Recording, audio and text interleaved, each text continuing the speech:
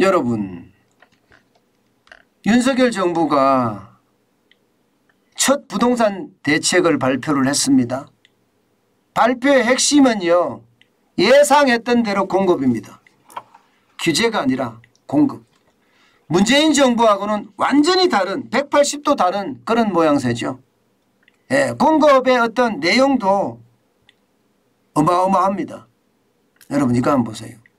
5년간 모두 270만 가구를 공급하겠다 하는 게 지금 윤석열 정부의 어떤 구상입니다. 그만큼 말입니다. 공급 중심으로 가겠다는 거예요. 문재인 정부하고는 완전히 다르게 가겠다는 그런 생각을 하고 있습니다. 당장 내년만 하더라도요. 47만 가구 공급하겠다. 2024년에는 54만 가구 공급하겠다. 2025년은 56만 가구. 26년은 56만 가구. 27년은 57만 가구에서 모두 270만 가구를 공급하겠다. 이렇게 지금 이야기를 하고 있는 겁니다. 참 어떻게 생각하면 어마어마한 공급책이죠. 게다가 말입니다. 수도권에 보세요. 수도권에. 2023년에만 수도권입니다. 26만 가구예요. 26만 가구. 그리고 2024년에는 30만 가구씩 많게는 36만 가구씩 수도권에 계속 공급하겠다는 거예요. 지방은 21만 가구에서 24만 가구까지 공급하겠다는 이야기고요. 이렇게 공급을 하면 집값이 어떻게 될까요? 집값이. 저는 그 생각이 제일 먼저 들더라고요. 저는 이렇게 되면 집값은 떨어질 수밖에 없다 이렇게 생각을 합니다. 예, 그만큼 말입니다. 지금 세금을 낮춰주면서 그죠? 다주택자들에게 집을 팔도록 유도하고 있잖아요. 여기에다가 주택 공급을 계속해서 해준다면 이게 수요는 쉽게 말하면 공급보다가 밑에 있어요. 공급이 앞서간다는 뜻이에요. 게다가 인구도 지금 줄어가잖아. 인구도 그죠? 인구도 줄어들어가니까 이게 결국 말입니다. 집값이 많이 떨어지지 않겠느냐 뭐 그런 예상까지도 지금 나오고 있습니다. 게다가 이 지표 한번 보세요. 이 지표를 보면 여러분 이게 향후 5년간 주택 공급 규모인데 서울로만 이렇게 나눠봤어요. 나눠봤더니 동아일보에서 보고한 걸 보면요. 여러분 재개발 재건축 정비사업이요. 서울에서만 24만 가구가 나오는데 재개발 재건축만 말입니다. 신도시나 국공유지 같은 경우는 서울에는 5만 정도고요. 아파트 공급도 5만 정도예요. 그리고 15만 원 가구 정도는 비아파트입니다. 전체적으로 보면 여러분 이게 얼마입니까? 와 엄청나죠. 이게 49만 가구 50만 가구를 서울에 어쨌든 붓는다고 하잖아요. 그러면 어떻게 될까요? 저는 그러면 당연히 공급이 점점 넘쳐질 거라고 생각을 합니다. 게다가 경기 인천도 보세요. 경기 인천 수도권이죠. 경기 인천도 보면 비아파트가 21만 가구지만 여기는 아파트가 18만 가구가 공급이 되고요. 공공택지가 57만 가구. 57만 가구 엄청나죠. 정비사업이 13만 가구예요. 재개발 재건축이.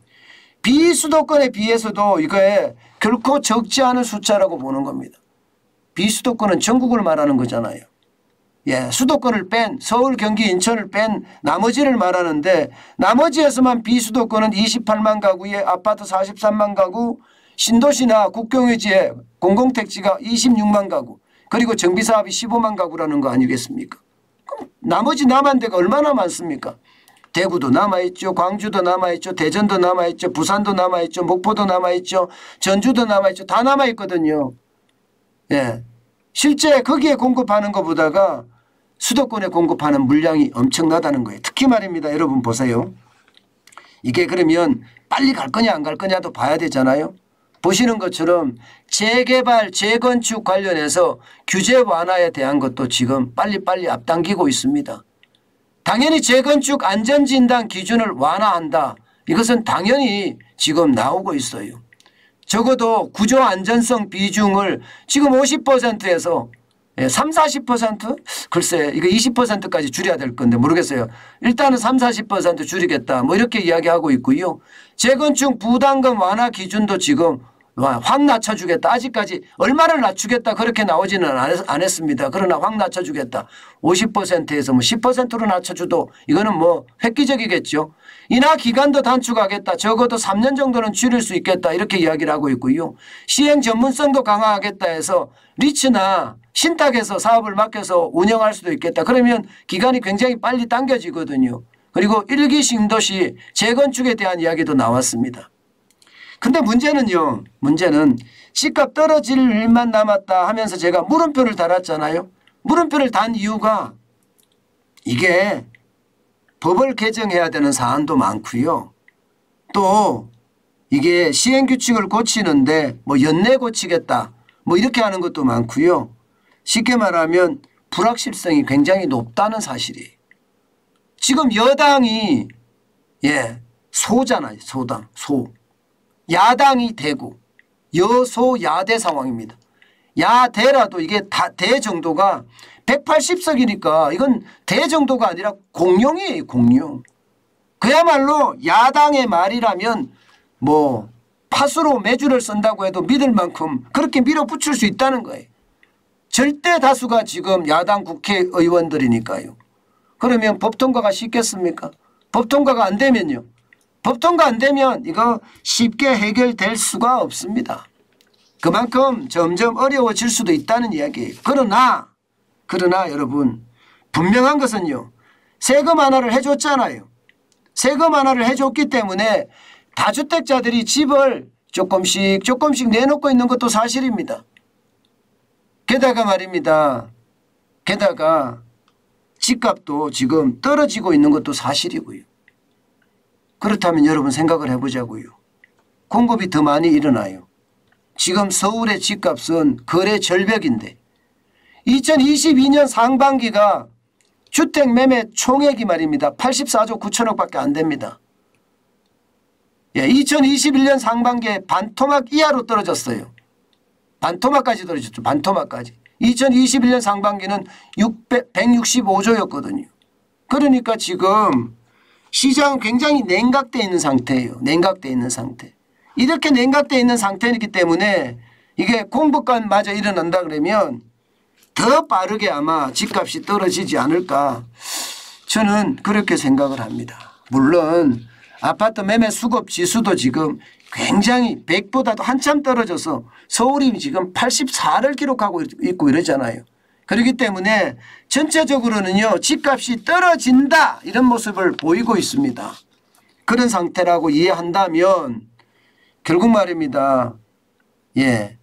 지금 270만 호를 공급하겠다는 이야기는 집값이 떨어진다 이런 이야기고 구체적인 내용을 상세하게 밝히지 않았던 것도 저는 그런 생각이 들어요. 국토교통부가 이렇게 상세하게 안 밝히고 쉽게 말하면 큰 청사진처럼 밝힌다면 이것은 결국 말입니다.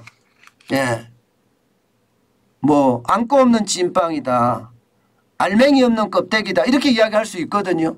그런데 그런 비난을 감수하면서까지 이렇게 공급 대책을 발표하는 것은요. 집값이 지금 내려가고 있으니까 지금 발표를 해서 연착륙을 시켜야 되겠다.